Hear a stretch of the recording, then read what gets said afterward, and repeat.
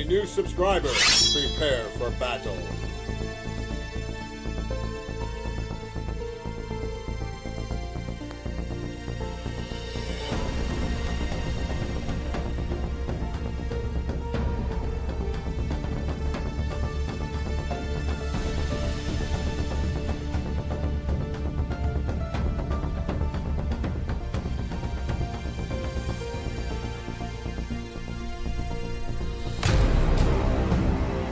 Troll Lord Games.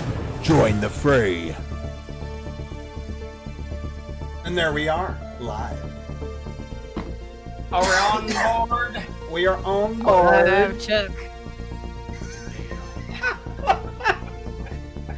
Please do that again. That was hilarious. I'm gonna perfect that. My goal is to sound exactly like Steve saying that specific phrase. What did you say? I missed it. Are we live, Chuck? Are we live, Jack? Jesus. Every week. That's pretty good. Pretty good. We are in Xanadu. I'm getting there. So this is Ask Me Anything. I'm Steve Chenault, CEO of Troller Games, and Grace is joining us today. So we can questions you guys have about anything we're doing here, anything in the industry, whatever, or Walking Dead, whatever's going on. I throw them here in the chat, and we will do our best to avoid them or answer them if we can, whatever the mood we're in. So that photo shoot, the lady who came in, Karen, super nice, huge fan of Walking Dead, and at some point in the shoot process, I mentioned The Walking Dead, so we ended up talking about The Walking Dead for like 20 minutes. That's awesome. It's like a third of the shoot was just talking about The Walking Dead. Wait, am I muted? Wolf on says somebody. Oh, is it what? Ruh-roh. Why is that music still playing? It's clicked off over here. Yeah, it's off. I don't know why, but it's going over here. I have no idea. I They're all stopped it saying though. music too loud. Can you guys still hear us? Yeah, that was the alien music I was playing.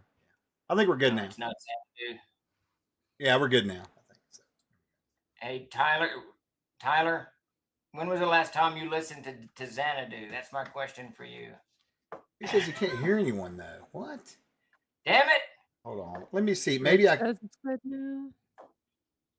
Maybe we weren't in Xanadu. Same Let me look. words. My mic's on. It's on. I'm seeing it here. Can y'all not hear us? Wolf alone says you can't hear us. All right, Lando. Lando Wolf's says- probably been drinking. I'm not worried about him. Okay, go ahead. All right, Tyler. So my question for you is, when was the last time you heard the song Xanadu? All right, there you The go. important And stuff. so no one heard any of that little babble we did. Walking Dead. Walking Dead, CEO, Troller Games. I didn't hear any of it either, so if you could repeat it, that would be great. It's all good. That was the recap. Thanks, everybody. We'll see you tomorrow. All right, we're out now. Grace is joining See us today. We have a question up from Kev. Yeah, you saw it. Go ahead. What is he asking? Can the Clark and Kent NPCs be included in the R&L book? Something I wonder with a pre-Gutenberg press world. R&L library consists of books or more loose papers and scrolls. So for the first one, yes, I think I'm absolutely going to put those characters in there. I actually put Tyler and his name escapes me now in the Ruins of Innsmeat. So we'll add Clark and Kent into as attendants in the library. While we're adding people, can we add an alternate universe Jonic that accepted the guy's offer and became a gardener and shrub trimmer? Awesome. Yeah, I can almost guarantee you, if Jonic Dave's of the shrub. playing Jonic, he would have retired the character right then and there and become a gardener. Almost guarantee. We are talking about, of course, the Monday night game where Jonic had the opportunity to become a gardener and passed it up. Should have taken it. Should have taken it. A peaceful life in a beautiful city. Yeah, you're good to go, man. So on the Gutenberg press, I didn't know. So in Aihrde, most of those books, so there's certainly tons and tons of scrolls, and the dwarves preferred to use scrolls as opposed to books. But during the Winterdark, and even before the Winterdark, creating books became quite the skill set. And most of them, they're going to be sewn books, woven books. So the binding is actually woven into the cover. So most of the books in the library are actual books, there'd be something like this kind of cloth type books. Question. As opposed to jackets and all that mess. Yes. So why would it's a Citadel of Wizards? Why don't they just have like golems making the books or something, or automated spells that would just weave it all together? Well, partially, it's probably some wizards would do that, but a lot of wizards wouldn't trust such magic to mess with things. So it's a And quality thing. Yeah, it's a quality thing, and it's also, you don't want to mix. You've got this strange automation that's putting your book together or writing the book or what have you, and then now this creature may actually have absorbed knowledge that you don't want that knowledge to get into someone else's hand, that type of stuff. But some would certainly happen. And that's On how that you note, horrify too. a bibliophiliac. Also, by the way, folks, Yeah. And on that note, I imagine like it would be a good way for master wizards to like educate their apprentices to be like, hey, make this book, be a bookmaker for me, Right. read this And stuff. it's a skill set, and that's the archivists, which are the librarians in Arsenal. That's part of what they do. So you picture the monks, and we know this happened in the Middle Ages. The monks sat at their desks and they literally copied texts. We see their margin art, all kinds of stuff, and that's why if we get more into the library aspect of it next week, the party and you guys, when you start playing it, will find the books they're all personalized. There's no press, right? There's no Gutenberg press or anything like that. So every book has been copied by a living creature and personalized with the way they do their cursive or their block text or whatever it is, and the little anecdotes, their margin notes, all kinds of stuff like that. Cool. It's chaos. Rella to Norris. Tyler's calling you out there, Stephen. Yes, my old man Tyler's in the Runes of Innsmeet, but my 9th level paladin Relt Nors. Really, bro? Really? Oh, get me out of here. Yeah, how did that happen? I can't believe I cut you out of that. That's crazy. I remember you laughing about it. No, wait, I'm joking. Totally, I made that up. I take it, Tyler. Tyler come to your house and throw rolls at you. Every book is Smite Stone. Exactly. Right. Yes, only the best. Or Then, the- Mr. Ty, I will see you later. Good to see you. That's not a bad idea, Monkey. Steve should just handwrite some books and remake it. He should just make them. We could do live streams of him crafting books from beginning to end. That'd be fantastic. So I don't know if I can get this. So these are my notes. So I'm about done. I've been working on this book for 42 years, I think. But the Reaver's Fairway, I've got about 10 entries left to do, and is that readable? So Sure. if I physically wrote a book, I mean, it looks like ancient runes. I don't see what the problem is. Wolf says hand illuminated copies for stretch goals. See, he's already thinking ahead. there you go. Can you imagine? You know what's funny?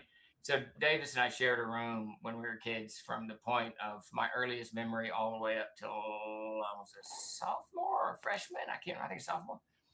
And when you look at my script, it's like some drunk bleeding chicken staggers across a piece of paper, leaving marks on it. When you look at Davis's, it's this beautiful calligraphy cursive. I know he's awesome. He's beautiful. No, it's absolutely his. When he signs his name, it's beautiful. Mine looks like some drunks doing it.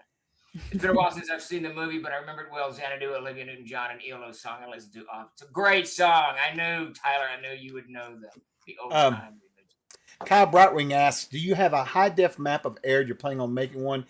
Kai, let me just say, and I'm going to make him more aware of this, you have got to go into the Aihrde channel. They have gone ape shit about maps for that planet. I'm just telling you. They're all over the place over there. It's wild. I need to get in. I need to get in the habit of going there every day. I do it for like a week, and then you go off on your sojourn. You just go away. 14 fires. It's like checking emails, except different. So right. You're so right. What's cool about my Steve email is it has now become. So Monica, our webmaster, she said that it's. I don't think she said specifically the dark web, but she said it's everywhere. I get about my Steve email. I get about 300 or 400 emails a day that are spam, and I would say, because that's my private email, I would say I get 10 a day that are business oriented. But I have to go through every email to not miss. You have to. Yeah, because if you don't, it'll be that one. I'm about to shut it down and create a new one. It's getting too much, but I've had it since since like 91. You can call yourself Evest at Troll Lord if you want to. Yeah, something. Pull up, do a Talerma, just reverse your name. Yeah, exactly. Oh, the question was high def. Yes, we've got a very high def of the Lands of Ursula. It's over a gig. I don't know. That's as much information as I can give you. It's like 56 inches. The one I have on my high. computer is huge. I don't think that's the right one either. very It's massive. large. Because every time I open it up, I cuss myself. Why did you open that one? Because it takes forever. And I'm like, oh my God, So useful though. It's so nice. I love that Mhm. map. Mm-hmm. And I am going through what's nice. And Chuck, I've been updating the Excel spreadsheet. I'll get you a new one here. Oh, soon. yeah, we need to do that. Yeah. I'm moving, like some names are not in the right spot, and I'm moving those stuff. And there was like one of the cities that I couldn't find the city. I think it was Haven, and it was underneath the name. I was like, God damn it! So I moved the name so you can see the city and that type of stuff. I definitely want to make sure when we do get the Included continent, I want to have one just like that for it too. I've been stressing over it bad, trying to measure the anvil out, the dwarven anvil. Oh, well, we'll talk about that later. I have some crazy news. Wait a minute. Wait, slow down. What? Willie, you're down in Proto Valarto? Oh yeah, he's down there. Why have you not sent us his shirt? He usually has a picture of a CNC shirt on. Probably can't get out of the hotel. They killed the cartel leader. Oh, that's right. I forgot. There's not a bunch of crazy and shit the whole down there. town is being. I mean, the cartel's ripping up roads, setting fire to grocery stores. It's. Keep your head down, Willie. Yeah, don't go to jail. Don't go to jail. Don't get murdered. Don't leave your hotel room. And Yeah, how are the cartels? Casual conversation. Still here for another week. Okay, well that's good. That's good. And the news cycle's always a few hours behind, so it's good that it's calming down. It's like a real Westworld movie. I have an Aihrde Something. thought. This is unrelated to anything. This is a super hard pivot.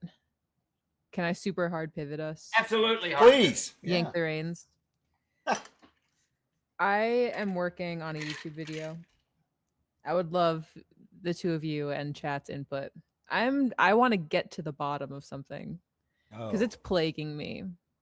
Whose fault is the winter dark? Who's at fault? I mean, Whose fault is it? you can go a lot of ways with that, actually. I mean, you could blame the Allfather if you wanted to. So that's what I was Technically thinking. speaking, So I'm just saying. If you want to go to daddy issues first, the Allfather dreamed up Unklar in the first place. True. Did you say he daddy was a stain upon the issues? void. I mean, yeah. However, Triangle. Yeah, that's the obvious answer. but he dreamed up Unklar, and then he was just in the void, and nothing would have happened. Right. He was chased to the farthest reaches of the void. To the So, yeah. Unklar did. I mean, Allfather Unklar. The Allfather didn't really do anything wrong. He just had a dream. Is it his fault? And he didn't even do anything with the drain. He just let it linger there. It was That's the problem. He didn't clean his shit up. He should have thrown it away in the trash basket So instantly. you could say the same thing for Sebastian, because when you look at Trigall, when I think it was Marcus IV first discovers that Trigall. That's exactly. It's Marcus Emperor the Fourth. And he doesn't kill him.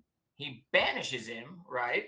Yeah. He takes all his shit, but he doesn't kill him. But then Sebastian makes it worse. He knows what he's up to, but Sebastian says, we can handle whatever you bring. Which is what, 1,000 years later, 500 years later, whatever. Yeah. That's a couple hundred years later. Oh, now it's damn. But- Cynthia's getting smart So here. who are you leaning to, Grace? Who do you think is to blame? So my first thought was Unklar himself, but that's boring. The Allfather is kind of my next thought. Then I was thinking perhaps Malazor, but the actions of Malazor were legitimized and kind of made politically possible by Rapscallion / Sebastian. But Rapscallion / Sebastian never would have had any power without the paranoia and madness of Emperor Marcus IV, who ruled as the God Emperor of Enoch and sought to secure his place on the throne by casting a curse of madness upon the Kunde Usquam. Yeah. So But let's take it one step further. the whole nation. Who is it that beguiles the Enochians into believing that they are more powerful than the gods? Oh, now you're Was really it going back. Narhite? It's Yeah, it's Narhite. It all comes back to Which Narhite. no. But again, where does Narhite come from? Well, that is true. Back to the Allfather. Yes. See. all roads lead to one, and he could. But who created the Allfather? It's Stephen Chenault's fault.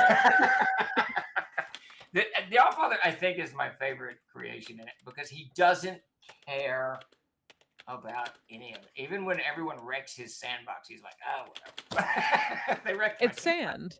It's sand. Who cares? Yeah, he'll make a new one. Right. That's an interesting. Is it theological or theological question? Theological, right? Is it? It's theological. What is theological? Why is that word floating around in my tiny head? That's the study of tea, I think. Is it really? No, I don't know. Don't quote me. Theological. What word are you saying? I don't understand. What I don't language? know. I've been reading this Oh my God, he's talking witchcraft to us, Grace. He's turned evil. Oh my God, he's really correct. Yeah, I've got all kinds. This stuff's just weird. There's so much weird, and I can't even pronounce the one word. What is it? Aphrodisiac magic. Aphrodisiac magic. Let's see. Apotropic. I'll get it. I'm gonna find it here. According to Rich, it's teleological. Can you guys hear that? Can you hear that? I'm gonna do it for the. Hear what? You can't hear it. I don't hear nothing. Where's my? Are you trying to blast it through your speakers? He's probably got some alien thing that's gonna scream at us or something. Who knows? Did you hear that? Nothing. Damn it! Microphone's imitate it. I hear you clicking a mouse. Yeah. Well, that's right here. I'll just put the word in the chat, and you guys can go. I've been trying to say it all day. I just can't. It's got one too many syllables, and my brain's like, I don't want to put a syllable there. So there's the word in the chat. Thanks, Wolf. It's in the chat. Where is it? Did it not go? Oh, God damn it! I didn't hit send. There we go. Lord of mercy. I really don't even know what's happening right now. I'm really confused right now. This is a word that means it's a type of magic that witches use. Atropaic? Rewards. It's actually the word that triggered the book that's now a stretch reward in the. Oh, I see. Whatever we're doing. The spellbook Kickstarter. Is this your attempt to be clever? Is this your whole idea of going to round robin things? Well, my original concept, I knew Grace would nuke it, but my original concept was to name the book Apotraic. Lord, no. Apotropaic. You know what? You got Malefius or whatever. Yeah, we're going to Yeah, and I was talking to him about it, and I got him to have to say it when he was in that meeting because I didn't know how to pronounce it, to be honest with you. But I like it though. But we may have to abandon it. We really want to have it's the dwarven word for book, which is and charms, charm and something. Bell, which is charms, and yeah. boom. Well, I wouldn't have expected new for the 3, so yeah. So Marcus IV was not only someone who has like a historical through line to Rapscallion, because Rapscallion is like descended from Marcus IV, but he also had the opportunity to kill Malazor and didn't. He did, right. He banished him. It was his nephew that Malazor got killed. Yes. And he doesn't execute him. He seizes all of his stuff. He closes down the White Order and then banishes Trigon to the further kingdoms. Now Trigon had already himself a little lair built, so he retreats to that. And then, but Marcus should have killed him. If he killed him, what use did Marcus IV have for Tregall? He was himself an eldritch sorcerer of the Goblin arcane tradition, and very powerful. So Trigon becomes this because he's the one that unravels the rune magic, and he's exploring the world all over the place. Marcus doesn't have time for this. So in the beginning, he's quite the tool. He's bringing this knowledge back to Aliosh, to the capital, to Marcus, and Marcus is using it in the beginning, but then he realizes, oh, this bastard's betraying me. He's clearly setting me up to either kill me or control me or whatever.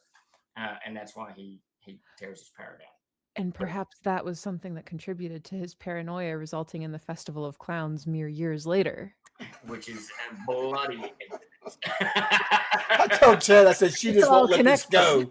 She won't let all- this.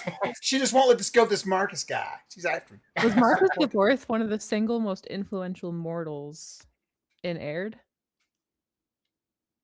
Oh, he would probably have to be of the humans, probably have to be in the top 20 for sure. Whew. For sure. I mean, because he changes the course. He changes the course of history. Cynthia That is says, another YouTube video. Steve, He read that fucking last. I'm sorry. That was pretty funny. John, yes, we will have when we do the arcane and the divine, and in the Minecraft book, we'll have these little backgrounds or whatever, but we'll break them out into several of them for you to use and pick from. Maybe not every one of them, but people won't because there's a million of them. But absolutely, we'll have different types in there for sure. Do we consider CZ on track? Yeah. Hello, Sarah. Right, Steve? Where we actually, you know what? It's time for updates. Let's get into that. It's All time for it. Yeah. Top of the hour. Oh, I have to move my update thing. There's all more right, of us. so we'll do this very quickly. So, Castle, we'll just start with the GFW series. We're down to, God, I forgot to get that finals to Peter. We're down to the last two books, Pantheons and Essential Places. And Essential Places is now edited, and that'll go over to Peter as soon as this stream is over, or right after dinner. And it won't take long for that to be laid out. And Pantheons, Bill is already deep into Pantheons, so that one should be done soon. So we should be wrapping up that series very, very soon. And now we are going to run into a roadblock. I think honestly, it's too late to miss this roadblock, and I hate this. But our printer for hardcover books here in the United States, they do a lot of yearbooks. So starting in late March, and they're kind of backlogged through March, April, May, and into the first week of June or something like that. Right. Now we'll get all these books lined up. So I anticipate all 10 volumes going to the printers mid-June, or probably in late May, as soon as they tell us to send them. They may have us send them early just to get them queued up so that they can get them through the presses. Yeah, and that may solve the problem. Maybe we'll get lucky, I don't know. Yeah, we have before. Yeah, you just don't know. It's going to be, we're printing several thousand of each. It's going to be 30,000 books. It's going to be a lot of books. It's going to be a ton of books going through the ringer, which is fine. Castle Zagged 1 and 2 are done. 2 is done editing. It's queued up for layout. I'm going to make a soft cover of 1, get it back through editing. I want to do another pass on editing on that. Anything you guys find on that, send it over. Let us know. We'll fix it. 2 should go on the layout when Peter's done with Essential Places, which won't take him very long. 2 will get done, and so he should have that done probably in 2 weeks. After that's Volume 3. Now, Volume 3, we've run into a couple of issues with the maps. We've one of the guys we brought on board has really done his due diligence in putting the maps together. We found out level 2 was a little bigger, so we had to go back in, fix that. Jeremy has been working on that. He finished that. He's on level 3 now. So 4 and 5 should be on track.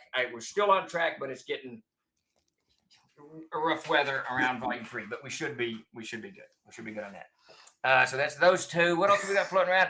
Venture's backpack's flying out the door. We have hit a snag. This is all on my desk. We had pre-ordered a bunch of decks of cards to go with this, but because the Adventurer's Backpack was delayed, we sold some of those cards as we tend to do. So we ran out. So we've kind of hit a wall with the shipping. We've shipped well over, I think, 60%. We've got the cards ordered. I ordered them 10 days ago. Talked to them today. They're going to try to get an advance order out in the mail tomorrow. So it shouldn't be more than a day or 2 that it slows this down. Monday, hopefully at the absolute latest, get those rolling. So we're going to hold off 1 more week before we release the Adventurer's Backpack in the store. It's supposed to come out last week, got delays this week. I'm going to delay it again because I don't want people who backed the Kickstarter getting their book after people who, that's not cool. So we're going to hold off on another week on the Adventurer's Backpack. But it should be next week. Yeah. The Player's Handbook. This arrived today, and this is the last piece. It's the patch. It looks just fucking fantastic. I mean, it looks. I hadn't seen them. It's awesome. I'm dying to have one now. I'm like, look. Same. So what we're going to do, we're going to put a pause on the Adventurer's Backpack, shift and get all of the pre-orders out for the Player's Handbook. Hopefully in the next 2 days that takes place. There's a boxing issue, but nothing that we cannot solve. We got lots of boxes. Okay. And then we've got that. That's it, everybody, right? Except, so just a real quick for those of you out there who have pledged and haven't gotten things for like Exaltimo, Chuck went back through all of those, updated everything, charged cards, did all that kind of crap. And as soon as Dakota gets back on deck Monday, he's going to start with 4 or 5 Kickstarters ago and just go through and make sure all of those go out. So it's like the NPC Almanac, Exaltum. I don't know, there's a couple. We need to catch some, yeah, for sure, and get those caught up. Yeah, Sure. the Hermit. I think there's a few others that you said that you charge cards on. Whatever. Yeah. So that'll unfold, and then of course we've got the Adventure Spellbook live right now. 7 days left. They got the new stretch rewards up. Go over there and check that out and back it if you have not. It has really done fantastic. You guys have been great in your support. Oh yeah, and I think we're all fired up about the new stretch rewards too. So there's that. Very exciting. Couple of questions. One I will ask now from Monkey over on YouTube. Is it too soon to ask what is the next crowdfunding Kickstarter, whatever it's going to be going on? Will it be the sci-fi book? What is it going to be? April 7th will be volumes 4 and 5 of Castle Zagig. It's queued up somewhere. As soon as this spellbook ends, we will shift focus on that. You'll start hearing more and more about that. So you can sign up and get in on that. After that, we're still struggling with the Barsoom and the Codex of the Plains are the two things that are now kind of consuming our mental space. Yeah. It will be the amazing Gamma world. He don't stop with that. And Pastor Welby wants to ask that if you can make a pin note somewhere to make sure there are TOCs and all the books being released for the future projects. We're going to do a raffle on the TOCs. Raffle, that would be awesome. That would be awesome. Well, let's switch over to some Aihrde stuff here real quick. How about that? All right. Yeah. We'll I just talk put a about link in the chat for Castle Zagig, like Act 2, for anyone that's interested in signing up for updates now. Definitely sign up for that. Yeah. Yep. All TOCs are stretch goals. I like it. Pay to play, baby. Before we get into this, What's weird about the TOCs in these books? Chuck has become this unearthly hellhound about the bookmarks and the PDFs, right? He's hounding me all the time about these damn things. And to do the bookmarks in the PDFs, you have to do a TOC. You absolutely have to do a TOC. But then you have two ways of doing it. You can do a TOC in the book, which I do sometimes, but sometimes when the bookmarks need to be more detailed, I'll do the TOC in the book and a second TOC that just has more entries in it. And that one you set off in the kind of the ether in your design platform. So I did a TOC for Runelore because it's got bookmarks. Yeah, I know. That's why I was so perplexed. I was like, I know, it just didn't go into the book. I don't know. It's all good. I do have one question for Aihrde from KevCon. Do you want to do it now before we talk about the 3, or you want to do it after? Yeah, let's fire that up. All right, I'll do this one, and then we'll take more questions after. How does the story history of Aihrde move forward now? In the past, you had your Winter Dark groups. Do you still have a campaign that advances the timeline, or will it be through books and published stories? Oh, interesting. So I'm not real keen on doing a published version of Aihrde with an advanced timeline. That I don't really like, because part of what the charm for Aihrde for me is, from a player's perspective, a gamer's perspective, is I can take this thing and mold it however I want, because the kingdoms are so young. They're 60 years or 70 years or whatever it is. They're very young. So you can get in there and kind of put your own imprint on it. So I've resisted doing timelines forward. In my game, what year is it? Is it 1297, 1197 in Aihrde? I think is when I think that's like when 1197, I think it is. 1197. Yeah. In my Thursday game, it's 1228 or 1232, somewhere around in there. And then in the Sunday game, no, I'm sorry, no. Thursdays is like 1220, because Todd, we have to do day by day. So we yes, I couldn't. I don't know how you do that. Whatever. but in the Sunday game, which is the younger guys, it's like 1228. We actually tried to mesh it, but those guys would time stop, which is really cool. I thought Really? Yeah. They time skip all the time, because like one of the things they did, there's this little island in the middle of the Sea of Chenault that they found it, they shipwrecked on it, and then Pete was like, okay, this island's pretty badass. We're building our our castle here. We're going to build our fortifications here. And they call it Dirathil. It's the island of Dirathil. And it'll appear in the books, but they built all these fortifications on it. So all the treasure that they mounted. Okay, so how long is it going to take to build this, this, and this? And I said, that's going to be about 2 years or so. So Peter's like, all right, let's just time skip. We don't do anything. We just build this building. And because Pete always has ideas, no one argues with him, and no one cares. One's a no. No one cares. We don't care about that. Every party needs one like that. Yeah, someone to propel Yeah. the narrative. I think that's what you're doing, Grace, on Monday. You're kind of propelling the narrative forward. It's a thankless job. We put in hard hours. Especially with Jeremy. Everyone complains. Jeremy's reluctance to go on an adventure.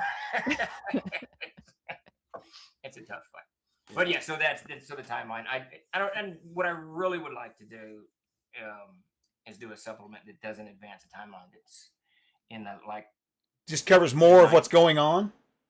Well, the 9th century of the Winter Dark. Okay. So it's Why like not? 100 years before the Winter Dark Wars. The entire adventure is in the Winter Dark. Yeah. There's no, opportunity for Oh, this. that would be good. The transition, right? You're born in the height of the Winter Dark, and there's no. The gods are mostly suppressed. There's small cults to Narhite and stuff like that. But and Unklar reigns supreme. I think that would be very cool. Something that I was looking through the Codex of Aihrde and just like taking notes and attempting to like research, because I was kind of wanting to find like a time period in Aihrde that could maybe like either like immediately after the Winter Dark or just before it's over. Like during when the young kingdoms are coming up, kind of. Sort of. Like, so when I was reading, I was reading about Prismira, who's the daughter of Jaren the monk, and the current, after Winter Dark, queen of Enoch, right? New Queen Enoch. Empress. New Enoch. Thank you. No, you're right. Because see, Grace, she I'm sorry, keep going. I'll tell you. Oh no, you're good. She allied with the 7 realms of New Enoch, which were kind of led by like an educated, like merchant class, basically.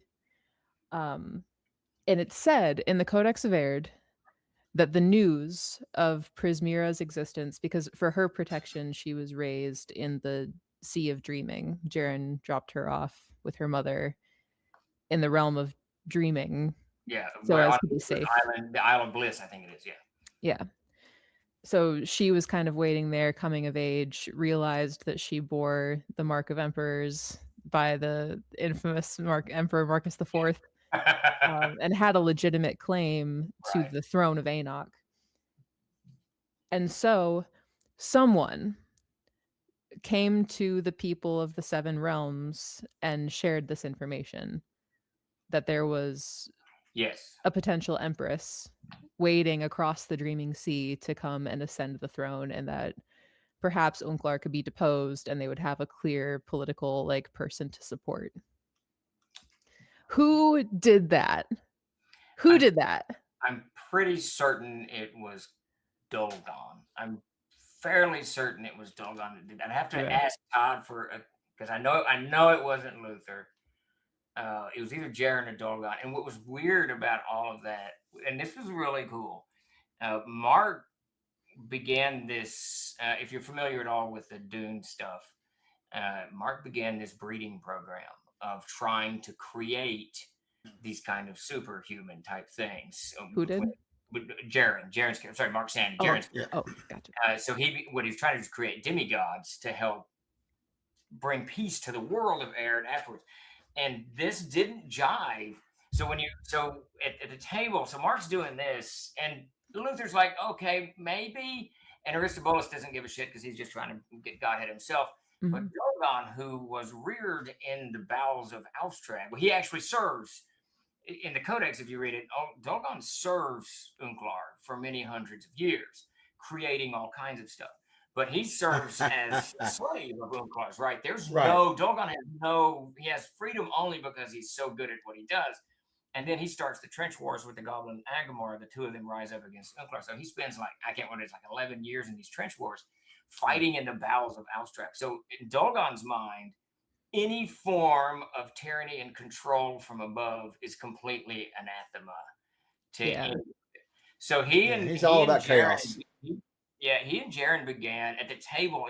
There was a lot of tense between Chris and Mark's role playing at the table for several years. I Mm, To love the that because point, they both believe so strongly in good, but they're so like right. opposed. right? Yeah, Yeah. Mark's trying to bring peace to the world through this way, and or Jaren is through this way, and Dolgon's like, no, no, no, that ends poorly for everybody. I Yeah. just lived that for No 200. one knows it better than Dolgan. Right? Yeah, because No, no, he's yeah, the yoke is upon his throat. yeah. But for who laid that groundwork, man, I'd have to ask because I in the Yeah. Like beginning, who brought the news? Because that seems like such a Rogue One yes. like quest. Well, I thought it see, would be very cool to have an adventure campaign of it like was. you're the person delivering that news to the leaders of the Seven Realms. They ask you for favors in exchange, and So then at this plot point happens. in the narrative, the Mystic Enclave has been founded by Aristobulus, and these wizards are everywhere, poking around. And then Luther is entering people's dreams constantly and encouraging them through, heroism and all of that stuff. So it's propping up everywhere. But it's got to be. I'm gonna have to ask Todd who actually did that. I'm pretty sure they were agents of either Dolgon's because Dolgon didn't have many agents. He bizarrely he befriends. It's been a few years since we did this. He befriends the goblins more than anybody. No, of course. I mean, they're the ones that were in it with him. Yeah. Like, So his yeah, like most aside from Aristobulus, his most trusted companions are these Eldritch goblins.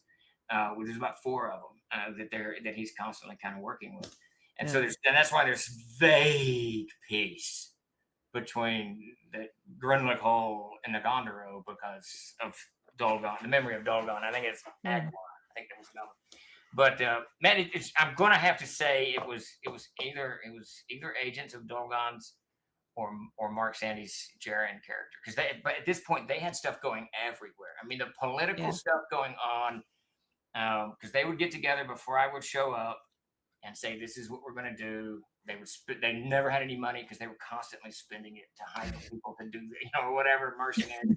And as the kingdom begins to fray, and what was really cool because they fight these battles, these huge battles with these armies, and they learn that the generals, especially the human generals, and this goes back to full circle it to the Festival of Clowns, when so many of the Enochian nobility are slain and enslaved by Unklar later, this is generational hate that Right. they have, right? Yeah. So these human commanders, which are by and large Enochians, when Aristobulus and Luther and Dolgon come to them and say, "Listen, your side's losing, bud, but we'll give you 100,000 gold to join us, or at least defect," they start doing it. So, and this is a political thing going on at the table almost every week. I mean, they were doing everything they could to topple Unklar's power base. They knew they couldn't kill Unklar. Right. They were So, pretty sure they could. so, But oh, so I'm they were sorry. trying to topple his power base, and they did really good. So my group, my home group, the guys that are taking a hiatus right now from it, what I did with them was with Prismera. She's old when you go up to 1197. She's getting old now, but there's all this stuff going on with Kohlberg and all the ex generals and Offstrag. So what she did is she has sent them through I sent them through the Undying War series. But the twist of this is they're going there. The plan is they're going there, and then as soon as Codex of the Plains releases, they're going to open up a gate inside of there to one of the other planes and destroy Offstrag. That's the plan to get rid of the threat in my campaign. But I don't know what they'll make it or not. That's But awesome. I'd love to segue from Prismera and her worship of Thoth to the three. So wait, before we do Yes. that, Okay. we'll do that in a second. But this is a nice, cool thing that happened in my game. Yeah. And the guys on the Thursday game don't know this, but the guys on the Sunday game do know this. Prismira in my world has died, Okay. but Okay. she is so ridiculously powerful. She's like, if you put in game context, probably 26th level cleric and a 50th level illusion. And she runs an I empire. love Prismira. You know. That she has She's so cool. manifested. She has manifested herself to remain in Aihrde. No one knows that she is dead except her daughter. No one else knows. Oh, interesting. In one of the role playing sessions, because the other guys are like 10th level, they were encountering Prismira, and then I think it was Tolva, not Tolva, it's the other, whatever his name is. He discovered, he's like, shit, she's dead. She's the undead. It was the gnome, the Gloriana worshiper, discovered. So it was really kind of cool. So that's how it's unfolding. That is so what cool. was tonight's Eric topic? Real quick, Manfred von Breck just had his ABP delivered to him from his mailman. Congratulations. Sweet. All right. Tonight we're talking about the three. The Allfather, Thoth, and Inze. Inza. So first we got to differentiate. Now I this up all the time, and it causes me pain at the table. Okay. So Inzea is the world. Right. Invae. Inza is the goddess. And I hate Davis for that, but that's fine. And if you say Inza at the table, you are stricken with some malaise. Oh yeah, it's horrible. What? What is this? What are you talking about? In the world of Inzea, you cannot say the word Inza. Oh, that's right. That it doesn't summon some evil, whatever it is. And it's constantly inflicting my stupid characters because I'm constantly saying the goddess's name. So the Allfather's relation to Inza is just really cool. So he met where he comes from. That's anybody's guess. So he discovers the void, the limitless openness of the void, and he's sitting there and he's trying to figure out what to do in the creation process. And he sees her first as she's spinning. As Inza comes into Inza comes into the maelstrom. She cuts a hole in the maelstrom from wherever. That's anybody's guess. And he sees her, and then he sees that I can take form. I can actually become something because she's fully a dragon and she's just ripping the maelstrom to pieces and spilling that, vomiting the maelstrom into the void itself. So he actually takes inspiration from her to take form. Now, he doesn't see her form as being practical. So he takes one that looks much like we are, with 10 fingers and whatnot. The thumb thing, whatever. What is it? Disposable thumbs? No, opposable, whatever thumb we got going on here. So that's kind of their relationship. Now it gets a little bit more complicated later, but and then his thoughts are so confused and all over the place. And this happens actually before he sees Inza. His thoughts are so confused that there's streams of them all over the place. He creates a shadow of himself, and that shadow its job is to organize the streams of the Allfather's thought, and it does so in the River of Time, the River of Aihrde, the Aihrde Pilt, which is the dwarven word for the river of the Allfather. And the River of the Allfather is all of the Allfather's thoughts, dreams, personality, all of this stuff flowing through the void to the endless pools where Thoth actually settles. He settles in the endless pools and builds his towers there, which is actually in the Codex of the Plains. I put all that in the Codex of the Plains. I can't remember what his tower's called. There's the three houses: the homeless house, the first wind, and it escapes me now what the other tower's called. Who does it belong to? Oh wait, no, I'm sorry. No, it's Narhite. It's not. The three houses are Orandul, the Red God's homeless house. Corthane's Fortress Vaul. Yeah, and then what is Narhites? Narhites is really cool because it's this inverted lake of glass. Narhites is my favorite because he's asleep there. Is that in the Codex of the Codex of Aihrde? That's just in my notes. So what's happened to Narhite? Narhite has fallen. His followers, he encourages, or he doesn't give a shit about his followers, right? He's Narhite, he's a god of chaos. But anyone who worships Narhite properly believes in chaos. And Hild is the most powerful of his high priestesses. And her greatest enemy in Aihrde is Narhite. That is her goddess. So she has, and I have to pull it all up. It's in that third house. She has beguiled Narhite into a drowsy, sleepy. So he's asleep on this cot, on a shack, on an island in the middle of, I think it's called the Still Lake. It's the Still Lake, in the middle of this Still Lake. He doesn't know that she has beguiled him into sleep. So Narhite is kind of at the moment in this state. How many entities, period, have beguiled Narhite? Is he the only one? I mean, for him to be like the prankster, it's like he's probably the only one. Ungvar did. Ungvar trapped him. Well, Ungvar does it through brute force. Yeah. I he guess just what I mean is bested Narhide. Oh, okay. So Unklar for sure, but that was a close call with Unklar, and that's what the frozen salt flats are all about. For those who don't know, we're talking about the world of air, standard setting. So Unklar for sure. Imbricius, I would say, has a lot of influence over Narhide because he loves her utter and total lack of moral fiber. Yeah, she doesn't give a shit. No, she. And that's just what enjoys he it. is. He's the same way. So Yeah. Well, his is more like, I don't know. His is evil. Hers is cruel. So it's that level of evil that, compounded. yeah, he's more malicious. She's more enjoying it. Yeah, I mean, I guess he's not. Maybe? He's not like Oh. Loki. I don't like him because Loki's kind of a trickster. Narhite's not. He truly enjoys screwing up whatever you've created. He wants it ruined, and the more it's ruined, the better the joke, right? Right, The better right, it is. And, right. He's and not going to Loki go back really- and do something to make it up later or any of that kind of No, stuff. He's not unless he's forced. And the only one who kind of makes him recant is Aelor when he destroys the mermaids. Aelor kind of makes him, or again he punches the hole in the river of time. I thought that Aelor killed Narhite with kindness in that moment. Like all he did was like laugh and find it hilarious. Right. But he charges him with doing something. So Narhite has to go do something. I can't remember what it is now. But he makes Narhite kind of go do something. So Narhite, everyone kind of fears Aelor because his power and mirth is transcendent. I mean, Aelor is something else. And no one understands the ocean except the one right. Androth the dwarf. Is it not in the Codex? I swear there was something that. What's that? That Aelor made Narhite do. I swear it's somewhere. You're right. He tasked him with something, which it struck me because like so many people like curse Narhite's cruel machinations, and then there's Aelor who thinks it's hilarious, but then gets one over on him and is like, okay, right, fine, yeah, go fix it, you bastard. My turn. You like jokes? I got one.